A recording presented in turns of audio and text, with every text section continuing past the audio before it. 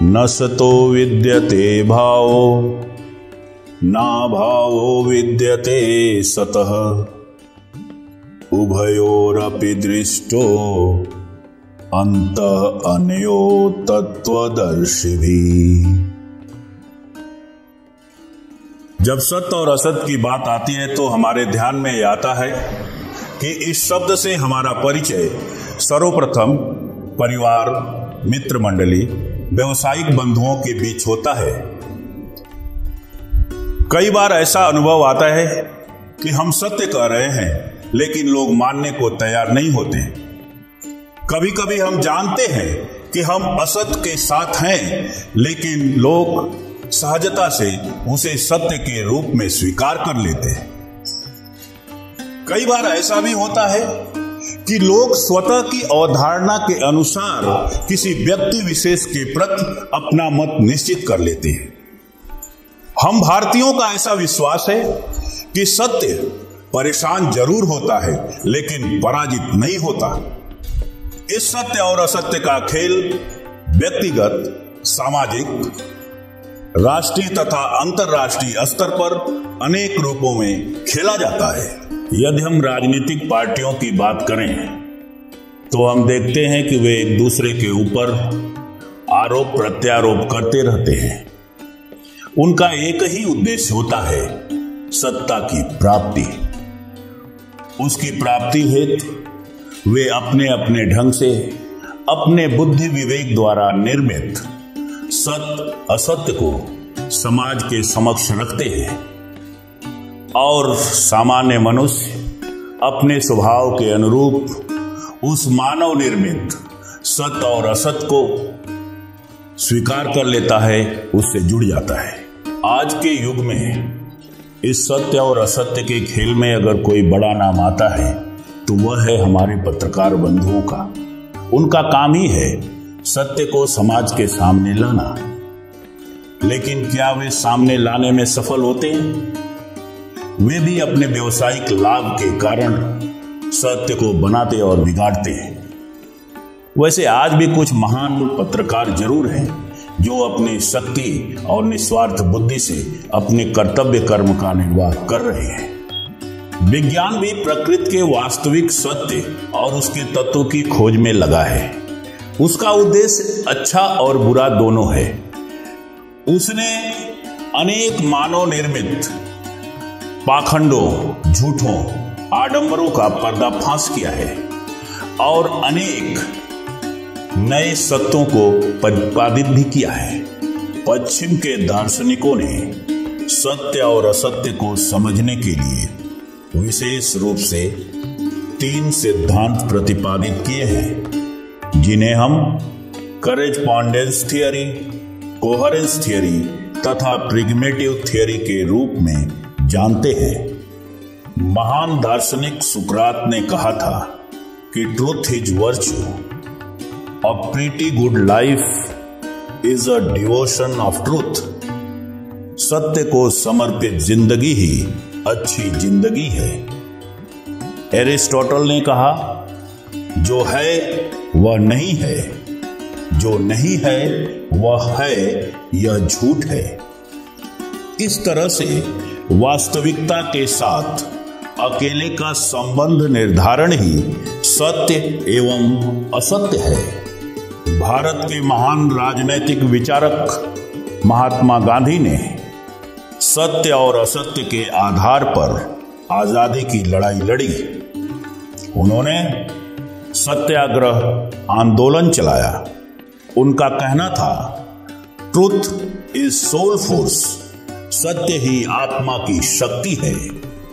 कृष्ण का मनोविज्ञान एक नए सत्य, नए विचार पद्धति को प्रतिपादित करता है जिसकी कसौटी पर हम अपने विचारों को कसकर उनके व्यापक सत्य को पा सकेंगे।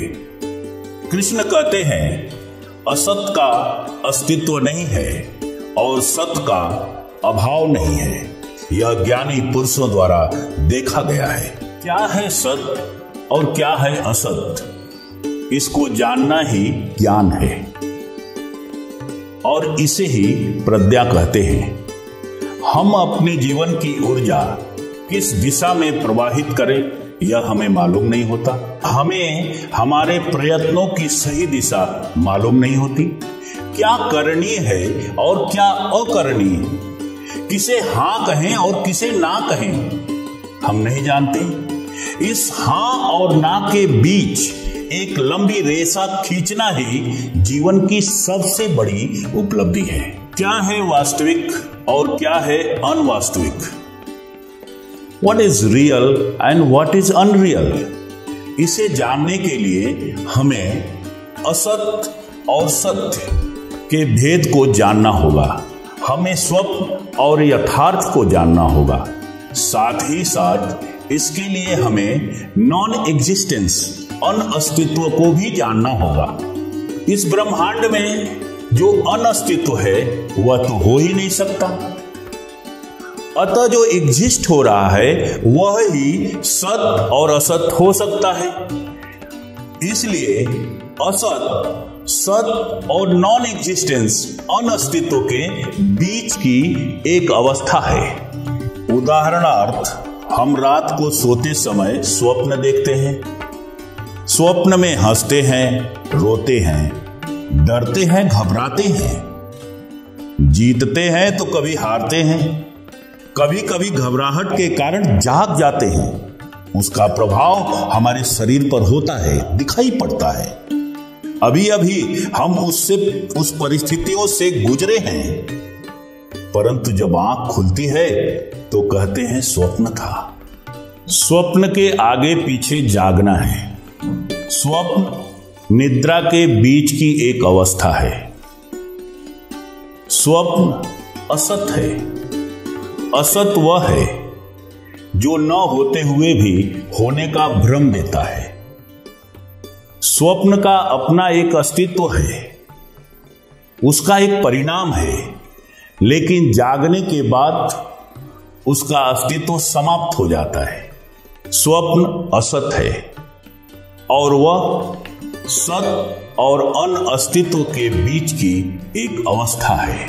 कृष्ण कहते हैं यह जो एपियरेंस है, जो आभासित हो रहा है, जो भ्रम है, जो धोखा है, यह असत है।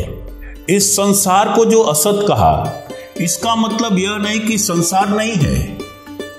संसार है, लेकिन चेतना की एक ऐसी अवस्था है जहां पहुंचने पर, जहां जागने पर यह संसार असत हो जाता है और उस अवस्था का नाम समाधि है। कृष्ण कहते हैं जिसके आगे पीछे न होना हो, बीच में होना हो, वह असत है, अनरियल है।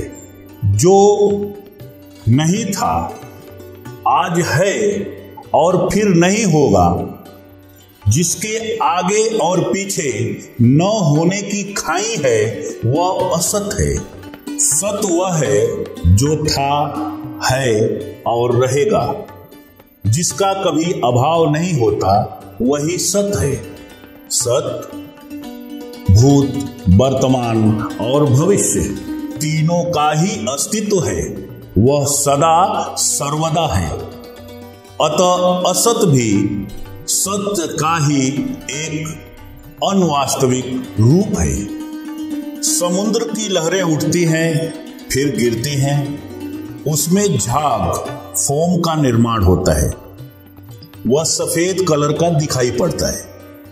हम उसका प्रतिबिंब भी ले सकते हैं, पर छूने मात्र पर, क्षण मात्र में वह समुद्र के पानी के एक रूप हो जाता है। इसी तरह अंधेरे में कभी कभी रस्सी सांप के रूप में दिखाई पड़ती है। हमारे स्वतः की परछाई घटती और बढ़ती है, परंतु सूर्य ढलने के बाद समाप्त हो जाती है। इन तीन उदाहरणों में जो दिखाई देता है वह नहीं है, परंतु दिखता है। उसे देखने के लिए एक सत्य का आधार जरूरी है। अतः जैसे फोम के लिए पानी का होना, सांप के लिए रस्सी का होना, परछाई के लिए व्यक्ति का होना जरूरी है, उसी तरह असत का आधार भी सत ही है। इन तीनों उदाहरणों में जो दिखता है वह नहीं है परंतु दिखता है। उसे दिखने के लिए एक सत का आधार जरूरी है, अतः असत के लिए सत का आधार जरूरी है।